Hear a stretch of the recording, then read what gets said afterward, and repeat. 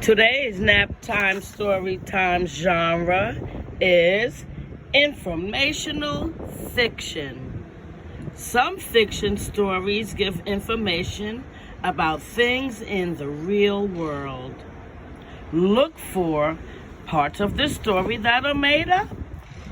Information about different African animals. So I guess we'll be able to determine which are the made up parts and which are the informational parts that are true about what we learn about the African animals. Today's nap time story time is Baboon, written by Kate Banks, illustrated by Jorge Halensben.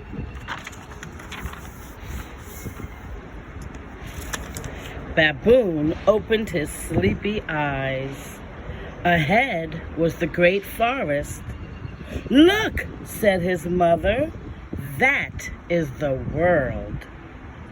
Baboon slid from his mother's back.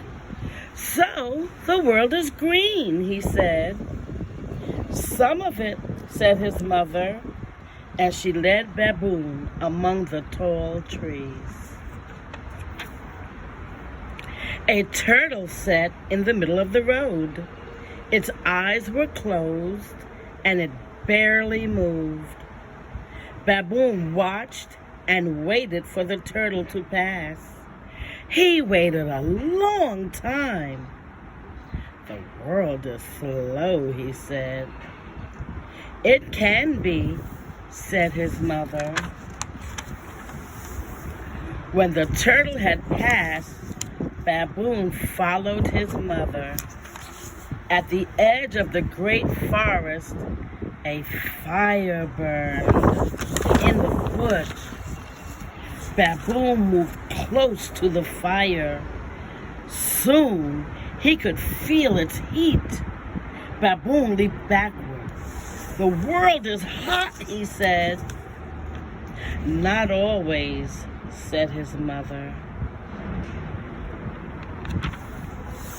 She led Baboon to a small lake. A crocodile lay on the sandy bank. It opened its mouth wide.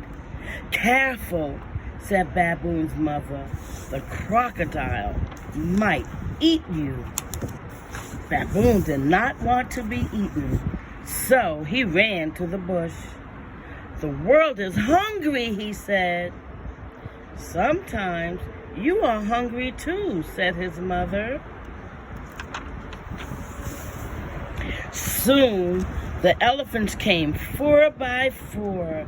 They thundered loud and shook the ground. A gazelle passed. He was not slow like the turtle, but quick and fast. A rhinoceros darted out of the bushes. He grunted at Baboon. Baboon was afraid. "He will not hurt you," said his mother.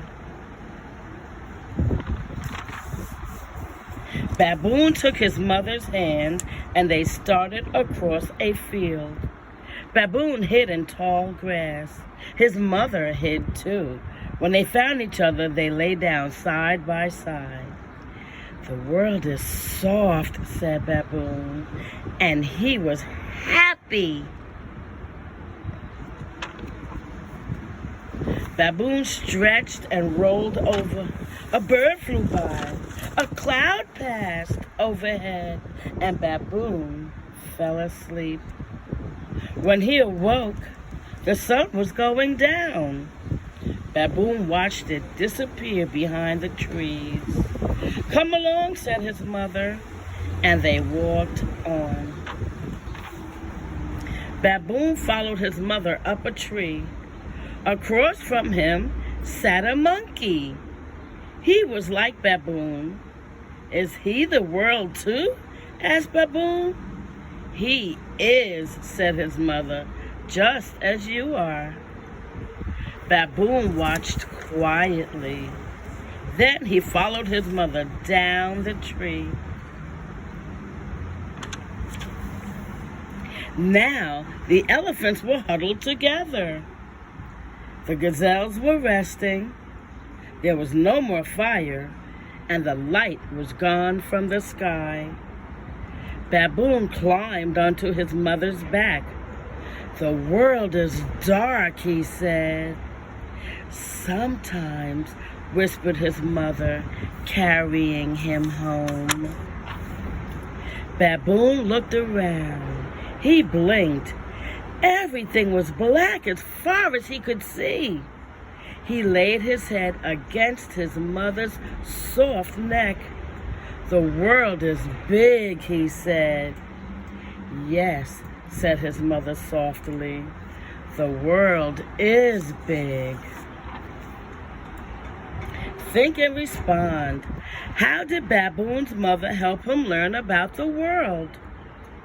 Tell about a time when you learned something new about a place you visited.